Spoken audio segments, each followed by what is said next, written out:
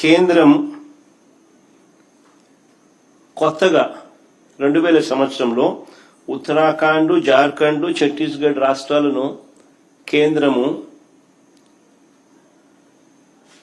తీసుకొచ్చింది. మన కళ్ళ ముందునే 2000 సంవత్సరంలో. ఆ రాష్ట్రాలకు రాజధానులు ఎలా వచ్చాయి? కేంద్రం ఏదైనా డిసైడ్ చేసిందా? కేంద్రం నిర్ణయించలేదే. ఆయా రాష్ట్రాలు వాళ్ళు నిర్ణయించుకున్నారు. మరి ఎవరికి వర్తించింది?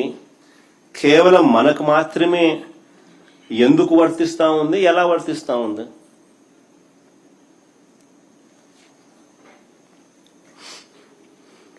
నిజంగా మరి ఎందుకు ఈ తీర్మానం పేరిట ఈ డ్రామా చేస్తా ఉన్నారు? మరి 7 ఏళ్లుగా నేను చంద్రబాబు నాయుడు గారిని అడుగుతా ఉన్నా, మరి 7 ఏళ్లుగా మీరే ముఖ్యమంత్రిగా ఉండి, మొదటి టర్మ్ 5 సంవత్సరాలు, తర్వాత ఇప్పుడు 2 సంవత్సరాలు, మరి 7 ఏళ్ళు మీరే ముఖ్యమంత్రిగా ఉండి 1,00,000 ఎకరాల అమరావతిలో ఇంతవరకు కట్టింది ఎంత? 1,00,000 ఎకరాల అమరావతిలో ఈయన 7 ఏళ్ళు ముఖ్యమంత్రిగా ఉంటూ అమరావతి అనేది తన పెట్ ప్రాజెక్ట్ అంటూ తాను నినాదమిస్తూ తాను ఇంతవరకు కట్టింది ఎంత? నిజంగా సెల్ఫ్ ఫైనాన్స్ ప్రాజెక్ట్ అయిందా ఇది? నిజంగా అమరావతి అని సెల్ఫ్ ఫైనాన్సా? ఈయన డబ్బా కొట్టినట్టుగా ఏ దేశం పోతే ఆ దేశం బొమ్మలు ఈయన చూపిస్తాడు. ఏ దేశం ఈయన పోయినా ఆ దేశం బొమ్మలు చూపిస్తాడు. చూపించి అదిగో ఇదే అమరావతి అని అంటాడు. మరి ఎంతవరకు వచ్చిందని అడుగుతా ఉన్నా. ఆ దేశాలు ఇక్కడ ఏమైనా కనపడుతున్నాయా? కనీసం భూములు ఇచ్చిన రైతులకు చెప్పిన హామీలైనా నెరవేర్చాడా ఈ పెద్ద మనిషి? మొదట తీసుకున్న 50,000 ఎకరాల్లో, వెరీ ఇంపార్టెంట్ ఇది, మొదట తీసుకున్న 50,000 ఎకరాల్లోనే రోడ్లు, కేవలం రోడ్లు, కరెంటు, డ్రైనేజ్ అంటే సివరేజ్, వాటర్, వీటి కల్పనకి అయ్యే ఖర్చు చంద్రబాబు నాయుడు గారి స్వయాన లెక్కల ప్రకారమే.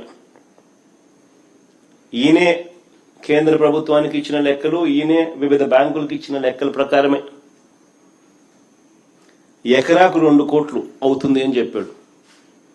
అంటే 50,000 ఎకరాలకు అయ్యే 1,00,000 కోట్లకే దిక్కు లేదనుకుంటే, 1,00,000 కోట్లకే దిక్కు లేదనుకుంటే ఇప్పుడు సడన్ గా మరో 50,000 ఎకరాలు దీనికి అదనంగా అయ్యే ఖర్చు, దీనికి సడన్ గా అదనంగా మరో 50,000 ఎకరాలు యాడ్ చేస్తున్నాడు. ఇంతకు ముందున్న 50,000 ఎకరాలు దానికయ్యే మళ్ళా అదనంగా మరో 1,00,000 కోట్ల రూపాయలు. ఇలా అమరావతిని ఎందుకు పెంచాల్సి వస్తా ఉంది? ఎందుకు పెంచుకుంటూ పోతున్నారు? ఆ డబ్బులు ఎలా వస్తాయి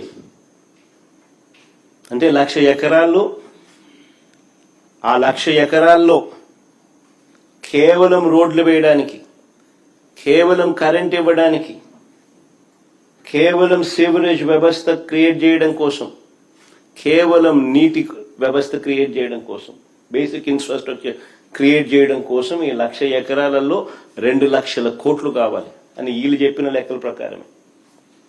మరి ఈ డబ్బులు ఎలా వస్తాయి? ఎన్ని సంవత్సరాలు పడుతుంది? ఎన్ని దశాబ్దాలు పడుతుంది? ఈ దశాబ్దాలు పట్టే ఈ సమయంలో, ఇన్ని సంవత్సరాలు పట్టే ఈ సమయంలో ఈ 2,00,000 కోట్లు ఇంకా ఎంతగా పెరిగిపోతూ పోతుంది?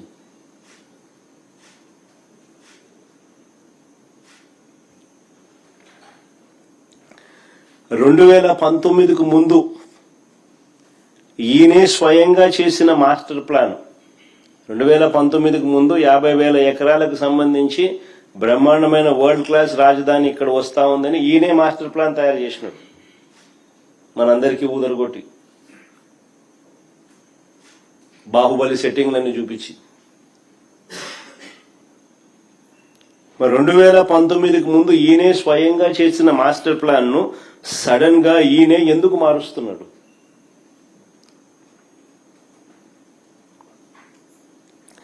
అప్పుడు ఇదే 50,000 ఎకరాల్లోనే బ్రహ్మాండమైన బెస్ట్ క్యాపిటల్ అని చెప్పి ఊదరగొట్టిన ఇదే వ్యక్తి ఈ రోజు ఎందుకు మున్సిపాలిటీగా మిగిలిపోతుందని చెప్పి ఎందుకు అంటున్నాడు?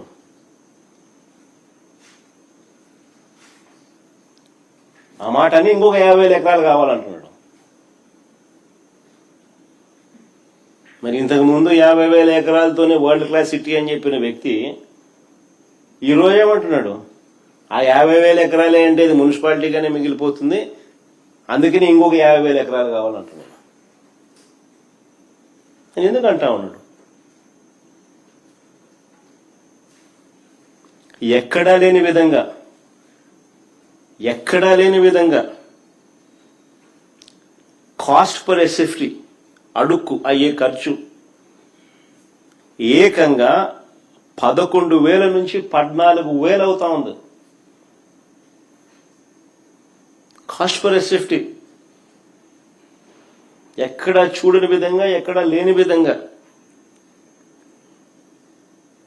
అడుక్కయ్యే ఖర్చు 11,000 నుంచి 14,000 దాకా ఎందుకు అవుతా ఉంది? ఏ స్కాముల వల్ల ఇది ఎగబాకుతా ఉంది అన్న వీటికి సమాధానం ఎక్కడైనా అసెంబ్లీలో చెప్పాడా? 5:30 గంట అసెంబ్లీలో ఇటువంటి ప్రశ్నలకు ఏదైనా సమాధానం చెప్పాడా? ఆ 5:30 గంటల సమావేశం కేవలం జగన్ను, వైఎస్ఆర్ కాంగ్రెస్ పార్టీని దుమ్మెత్తిపోయడానికి, బూతులు తిట్టడానికి మాత్రమే వాడుకున్నారు. రాజధాని పేరిట పట్టపగలు తాను చేస్తా ఉన్న దోపిడీ నుంచి ప్రజలను డైవర్ట్ చేసేందుకు ఈ డ్రామాకు తెరలేపాడు.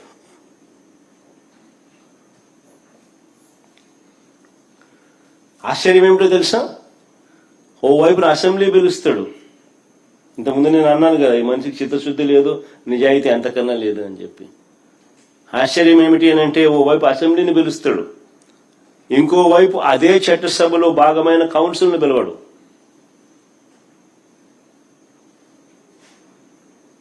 ఇంకోవైపు అదే చట్టసభలో భాగమైన కౌన్సిల్ని పిలవడు. ఎందుకు? కౌన్సిల్ని పిలిస్తే రాజధాని పేరిట చంద్రబాబు చేస్తా ఉన్న అవినీతి భాగోతాన్ని కౌన్సిల్లో సభ్యులు బయట పెడతారని.